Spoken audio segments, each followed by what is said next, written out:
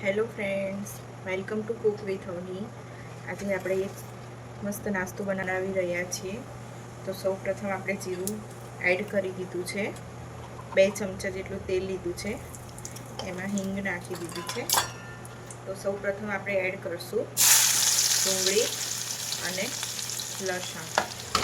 ડુંગળી અને લસણને સરસ રીતે આપણે સાંતળી લઈશું.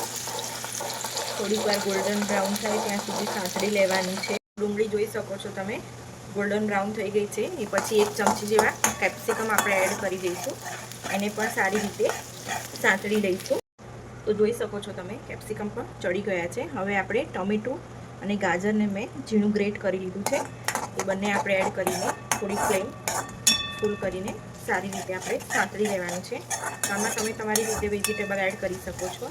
બાફેલી મકાઈ પણ નાખી શકો છો તમે. બચ્ચાઓ માટે બહુ હેલ્ધી છે અને બચ્ચાઓને ભાવે એવી રેસીપી છે. તો જોઈ શકો છો આવી રીતે એની સાંતળી લેવાની છે એકદમ સરસ રીતે.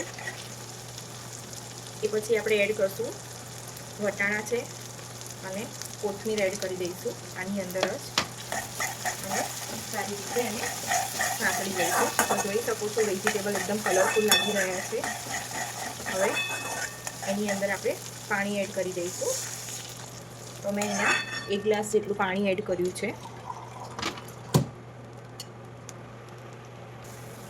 તો આ રીતે ઉભરો આવે એટલે થોડાક આપણે ચીલી ફ્લેક્સ એડ કરી દેવાના છે ટેસ્ટ પ્રમાણે, અને થોડું ઓરેગાનો પણ એડ કરી દઈશું.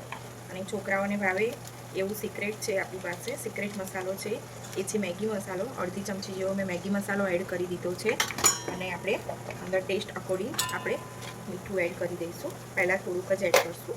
બસ આટલા સ્પાઇસીસ મસાલા આપણે એડ કરવાના છે અને એને મિક્સ કરી દઈશું આપણે. એ પછી આપણે અંદર સોજી એડ કરી દઈશું અને એકદમ મિક્સ કરી દઈશું.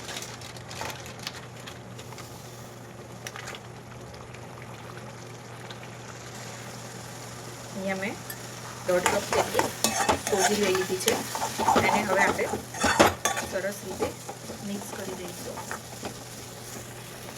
તો મારી પાસે રાઈસ હતા થોડા, તો રાઈસ પણ મેં અંદર એડ કરી દીધા છે.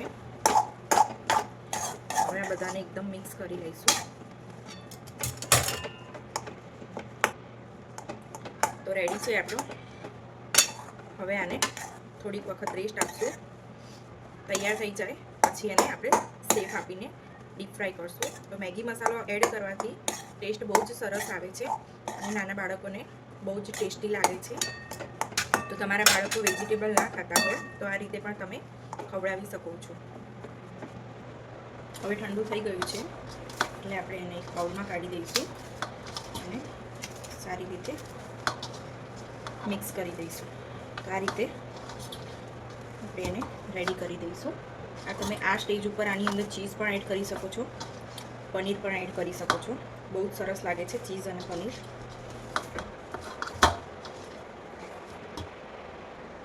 તો રેડી છે આપણું ડો. હવે હાથમાં આપણે થોડુંક તેલ લઈશું અને એને નાના નાના ગોળ બોલ્સ, અલગ શેપ પણ તમે રેડી કરી શકો છો. જેમ કે નાના નાના બોલ્સ પણ રેડી કરી શકો છો અને ઓવલ શેપમાં પણ રેડી કરી શકો છો. આ રીતે કરીને વેલણની હેલ્પથી વચ્ચે કાણું પાડીને ડોનટ ટાઈપ આપણે રેડી કરી લઈશું બધા જ. તો જોઈ શકો છો આપણે ડોનટ શેપ મેં આ રીતે ઓવલ શેપના પણ રેડી કરીને રાખ્યા છે. તો હવે એને આપણે ફ્રાય કરી લઈશું. તેલ આવી ગયું છે. એક એક કરીને આપણે સ્લો ફ્લેમ ઉપર રેડી કરી લઈશું એને.